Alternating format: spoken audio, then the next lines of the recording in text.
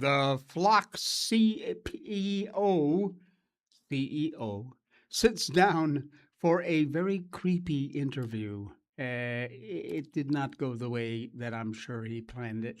America is becoming an empire of fraud, and that is a huge deal. And finally, attack 100%, damage 1%. The most adorable video you'll ever see. All right, welcome to the Jay Sheldon Show. Happy Thursday. Thursday's here. Marilyn, hello, bless you. Great to have you along. Thank you. We got a lot happening and a lot going on, and we're going to get right into it. Let me just make sure everything is running copacetically. What is that word, by the way, copacetically? I don't know where that came from. My grandma used to say that. All right. There is something so unbelievably triggering about flock surveillance cameras. Americans are taking saws and baseball bats, even ramming trucks into them. Meanwhile, somewhat less combative Americans have chosen other methods, including physically blocking the cameras. I tried to find it, I couldn't see it. There's a guy down in Florida, of course, Florida man, where he's sitting on a lawn chair and he's got this huge pole with a big black piece of cardboard or whatever attached to it. And he's just sitting there holding it in front of the flock camera. Far as I know, that's probably not illegal, so it's a rather ingenious way of defeating this crap. But they are doing it. They're organizing campaigns to get local governments to not renew the cameras contracts. Anyway, Flock CEO Garrett Langley, the whack job, has been making the company media rounds, calming the revolt. But he did an interview very recently that probably isn't going to help his cause in any way. Oh, Siri says copacetic. Is that what I said? Copacetic means an in excellent order. All right, cool. Anyway, speaking with Fox News host Kayla McEnany, Langley, the CEO of Flock Cameras, acknowledged rather the privacy debate, but argued that you and I Americans really we shouldn't concentrate too heavily on privacy at the expense of security. Hmm. He said, I value my privacy, but what we're talking about is safety as well. And so I think when people just talk about one of these things, privacy or safety, they're prioritizing the wrong thing. What we have to prioritize as a country is compromise, how we do our safety, and how we balance privacy. Listen to this moron and really think about what he's saying. I value my privacy. My family values their privacy. My employees value their privacy. But what we're talking about is safety as well. And so I think when people talk about just one of these, privacy or safety, they're prioritizing the wrong thing. And what we have to prioritize as a country is compromise. How do we have our safety and how do we balance privacy? And so when I think about legislation that calls for an outright ban, that's like banning vehicles. That would never have made sense. Instead, what we did is we introduced laws against drunk driving. We introduced laws around seatbelts, laws around airbags. I value my privacy. What I'm thinking when I listen to this knucklehead? Remember Ben Franklin? It doesn't have to do with this. But those who would give up a little, privacy for freedom or I don't know. Anyway, you remember the Ben Franklin quote, right? Yeah. In fact, you know what? It's so appropriate. I should look it up. Ben Franklin about freedom.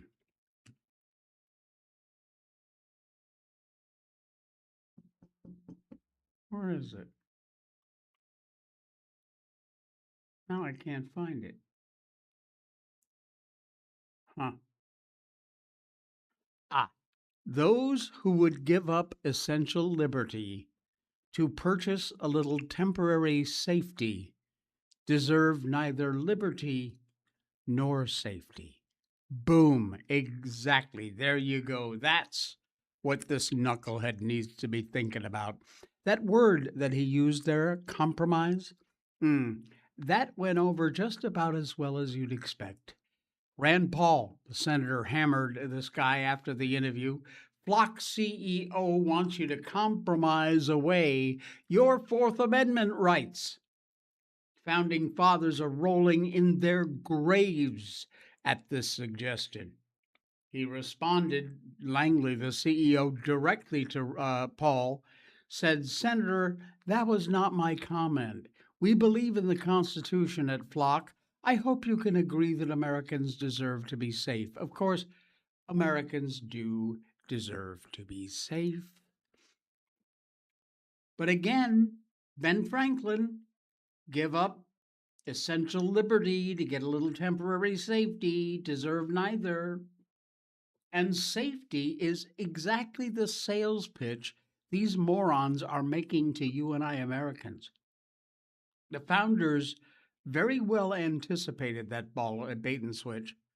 It is a classic one that has been used for years by tyrants. Privacy isn't merely a consumer preference. The Fourth Amendment exists precisely because the founders understood the danger of allowing authorities unrestricted power to investigate their citizens. Langley's rather glib Silicon Valley manner drew a lot of comparisons to CEOs like Zuckerberg, Sam Altman, another creepy technical executive, explaining why Americans should learn to live with a revolutionary technology that raises huge questions about privacy and individual autonomy. Zuckerberg constantly assured us that Facebook is a social media company founded to bring people together. And as it turns out, it is actually nothing more than a data surveillance program that engages in huge mass censorship. That reason alone is exactly why I am no longer on that stupid freaking platform. Because of the censorship, engineered algorithms to get your kids hooked on social media, even spent hundreds of millions of dollars to interfere in the 2020 election. Yes, they did.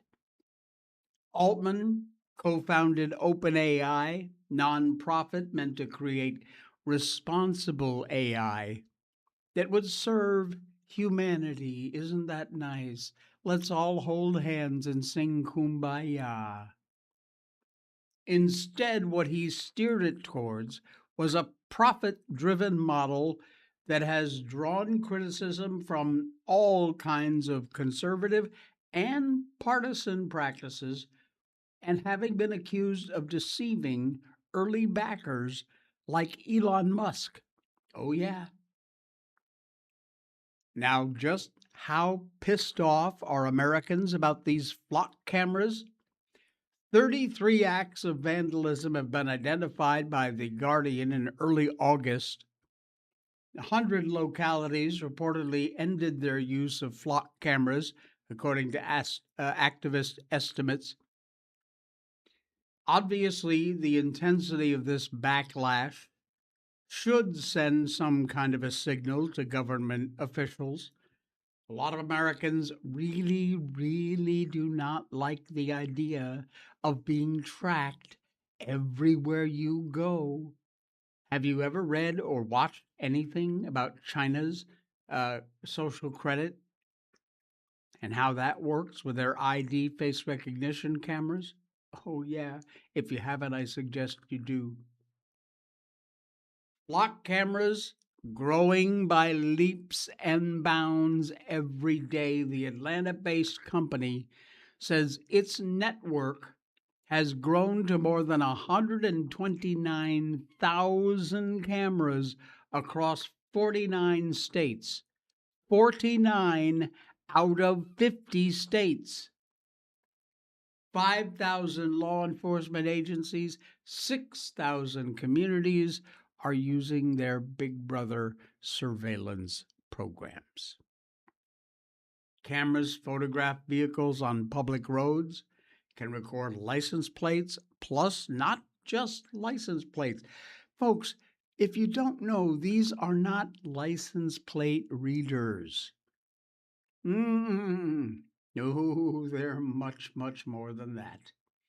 They can register all kinds of details about your car: the make, the model, the color, the bumper stickers, any dents you may have on the car. All that it's recording.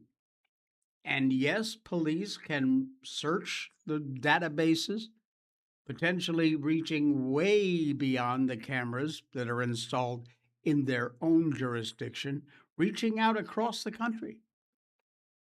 These cameras are now capturing, listen to this, a mind boggling 20 billion license plates every month. That is not a few traffic cameras here and there. That is the beginning of nothing less than a nationwide surveillance system. And I am not putting a tinfoil hat on. It is what it is.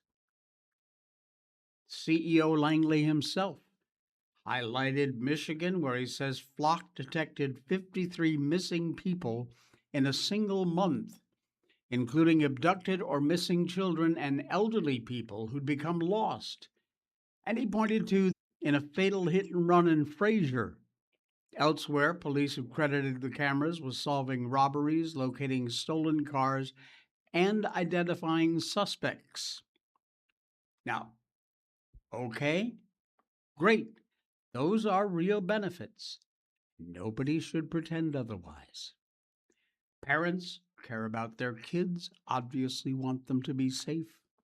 Of course, we've got other technology we can manage ourselves, like tracking children's mobile phones, which have a data signal that can be used to trace where they went and what happened and when. But you see, parents control that.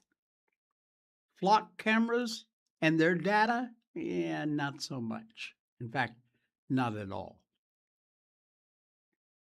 Your Flock CEO can pull on your heartstrings as much as he wants. The real issue is that helping public safety at the margins shouldn't be causing a threat in far greater magnitude. It is a simple matter of human nature.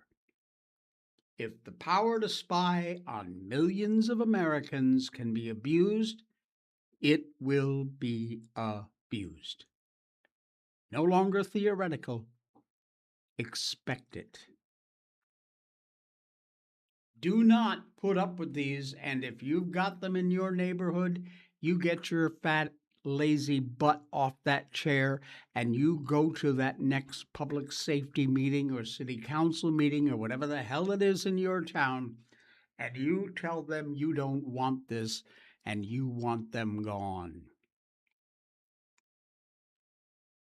Danny in the chat, I gave up trying to have privacy with Google, Alexa, cell phones, flock cameras, security cameras on houses. My life is a TV show for the government to watch, no matter what I do. Might as well live stream my birth in November. Not a bad. No, I'm just kidding, of course. All right. Yeah, I don't think we want to. I mean, we're very happy about that event, but I'm not so sure live streaming is probably the way to go with that.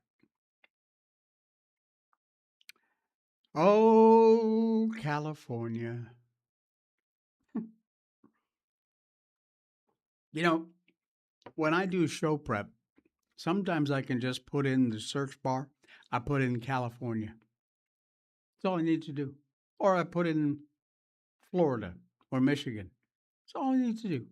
I get hours of content I have to dig through. You're probably thinking that a law preventing all sex offenders, especially those who committed crimes against children, from serving on school boards would probably be a good idea, right? You might even think that banning sex perps from holding other local and political offices would probably be a smart thing to do, right? Oh, no, not so fast. California. So you can take logic and sanity and just toss them out the window. State Senator Suzette Valadares, a Republican, called on lawmakers to approve proposed amendments to a controversial bill, AB 2691. That law would expand the list of felonies on the list of things you cannot have on your resume so that it included some sex crimes. You know, it's the same thing like a felon can't own a weapon, a firearm. Like this. All well and good. After the negotiations, though, the final version narrowed to primarily include only Tier 3 lifetime registry sex offenders. That's it. Everybody else, welcome to serve on school boards, city councils, whatever. Yeah. Valadares and Republicans argued that this leaves a huge loophole, you think, it would allow politicians with the lower Tier 1 and 2 crimes, which Tier 1 and 2 crimes includes crimes against minors. If that's on their rap sheet, they can still hold public office. They can still be on the school board. Unbelievable. In other words, you could have predators, absolute scum, slime of the earth predators, sitting on your local school board out there in California right now. In other words, you better find out. Right now, California convicted sex offenders can hold public office, including school boards. This introduced amendment would have banned all convicted sex offenders from holding any public office. No tiers, no carve outs, no exceptions. Before Tuesday's vote, they sent the measure to Newsom's desk for a signature, and Valadares took the Senate floor to plead with her colleagues to have some common sense. I'm sorry, but you know, dear, it's California, and common sense and California just simply don't get along at all. What part of this did the extremist Democrats not understand? You don't want a sex offender serving on a freaking school board, okay? You're not just talking about minor infractions here either. Under the current version, individuals convicted of sodomizing, orally copulating, lewd acts with a minor can still run and hold public office. And that includes a local school board.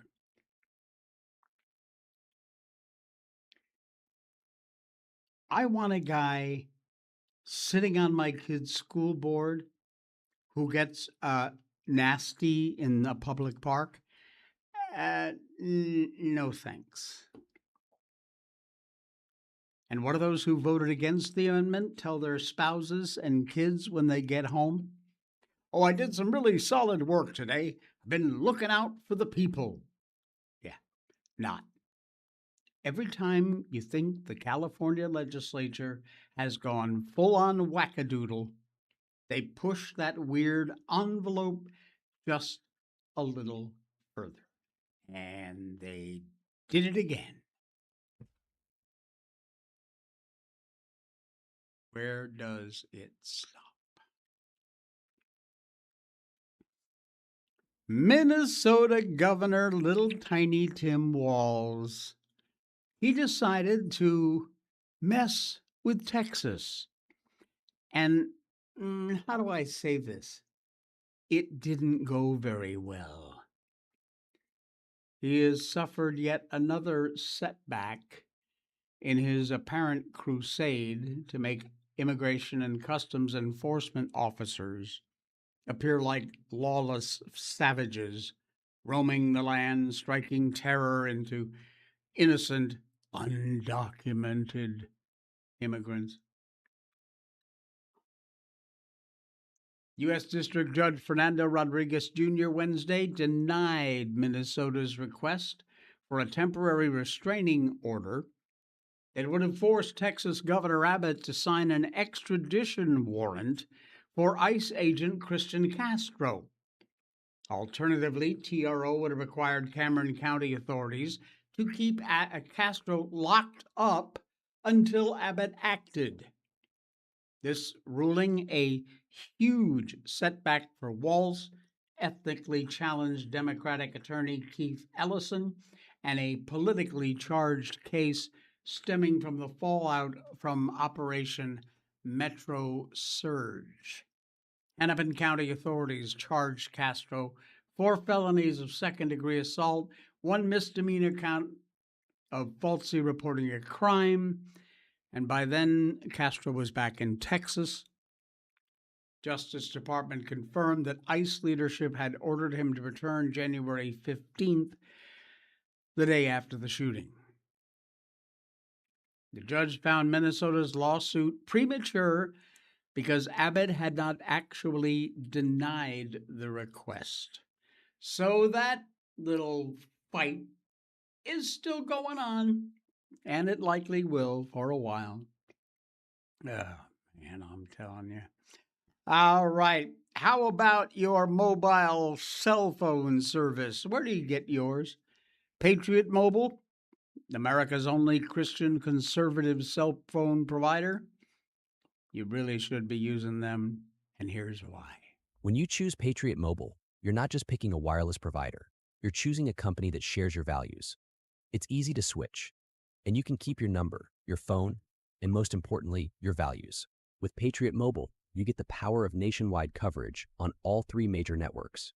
That means wherever life takes you, we've got you covered on the same reliable networks you already know and trust.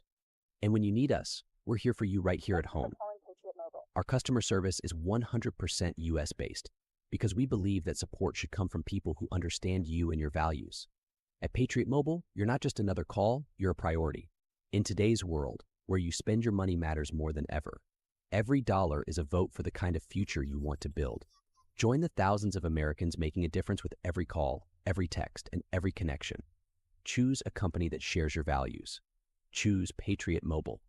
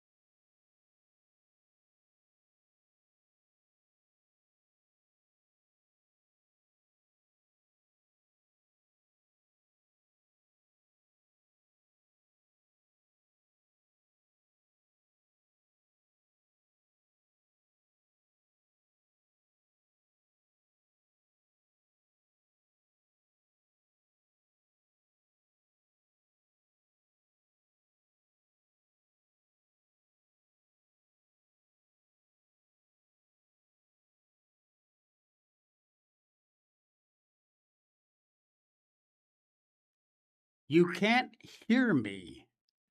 Oh my goodness. Well, that was a waste of time, wasn't it? We're going to go right back out. All right. What else we got? Here we go. Trump has drawn a very hard line on Sharia law, and he explains what he would absolutely do, not this country. President Trump made it very clear yesterday that he sees no place for Sharia law in the U.S., nor should he, nor should anybody else for that matter. The president, in an interview with Glenn Beck, said he would absolutely prohibit Sharia and described the practice as fundamentally incompatible with American values. Ain't that the truth? Now, considering the truth behind that statement, the fact that a top candidate for Senate has recently defended Sharia law by claiming criticism of it is rooted in white supremacy,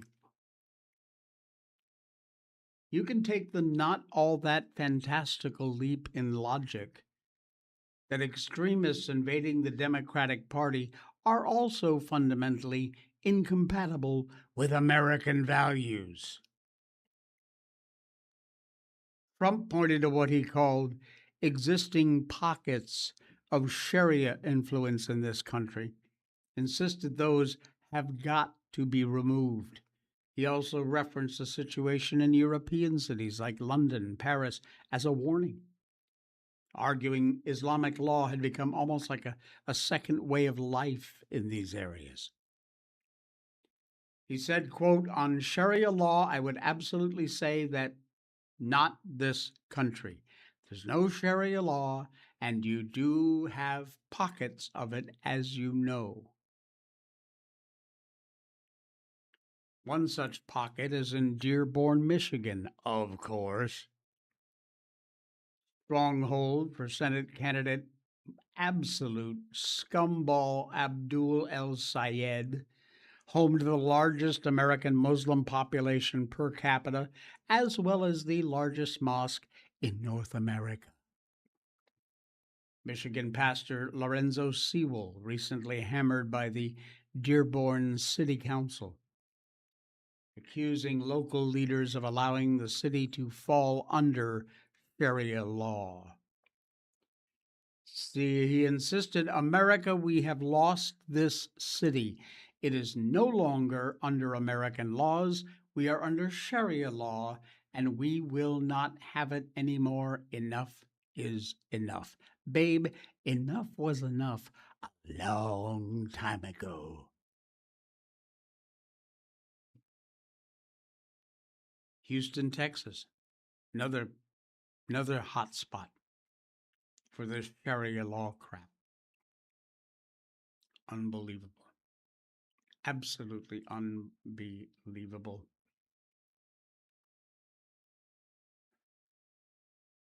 Glad I live where I live, which is kind of funny for me to say, but there you go. Hey, did you see that massive disaster? Man, it's from China. Unbelievable. Our prayers go out. The Nepal-Tibet border. Hundreds and hundreds of people are missing. Massive flood disaster and some absolutely insane footage. I will play some of it for you in just a minute if you haven't seen it. A massive disaster on the Nepal-Tibet border yesterday morning. Hundreds of tourists and locals are missing as a massive flash flood swept through the villages along the border, devastating settlements in northern Nepal caused by an earthquake triggering a large landslide which blocked the Khote Kushi River, according to Nepal's foreign minister. 8:37 a.m. yesterday, and because of it, a large landslide occurred, blocking the river and then caused the flood. It is absolutely crazy take a look at some of this footage here. I believe this one has no sound, but if you see behind that building in the midground, you watch in that valley, you can see the green area in the background. That is where this unbelievable disaster is going to come from. And it is absolutely unbelievable. I don't, look at this, look at this. I don't know how anybody could have survived that. That is insane. Absolutely insane. There is another bit of footage here from another camera, another angle as we look out. That is the river. 那人怎么 we're 可 talking 能？ about. 哎呀， Ay, yo. All right, we don't need that. It's in Chinese. But you can see this incredible landslide that then forces that river to flood. It is absolutely crazy. Where is the moment? There we go. Look at this. Wow. Everybody down there running away. Can't outrun that. Wow. That is insane. You're right, Danny. It somehow does not even look real. It really does. The numbers are now higher even than those listed in the tweets that have been put up. Hundreds missing. At the moment, 384, but that number is growing every hour. 3 Americans allegedly traveling with the Nepal company called Fishtail Tours and Travel also missing. Unbelievable. All right. We are going to head out of here a little early this morning. I just wanted to leave you with a little good news because that last bit of news wasn't good. So we need to put a little smile. We always want to end on some kind of an up note. Excuse me. All right. This little girl or guy, I don't know which one it is. Anyway, I love the title. It says attack 100%. Damage 1%.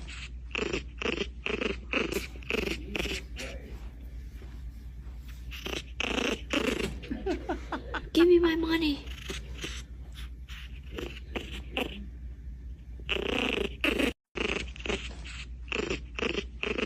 Is that not the cutest little dog you ever did see? Oh, man. Adorable. All right. Thank you, folks, for popping by. We really appreciate you being here. Be sure and follow or subscribe, whatever place you're on. Jay, it was National Pup Day yesterday. Did Miko get spoiled? We haven't seen her in a while. I didn't know it was National Pup Day. Let me just see. I don't know if my headphones are going to make it that far. But let me see if I can. Let me see if I can get her. Miko. Hey, buddy, come here. Oh, nope. Forget it. She has a cookie. And ain't nothing on earth that will get her out of having a cookie. So let's just see one more try. Miko, you out there? Miko, come here, baby. All right, I tell you what, tomorrow's Friday. I'll do my best to get her on the show. Like I said, she's got a cookie, and there is nothing gets in the way of Miko and her cookie time. All right, we'll see you again tomorrow.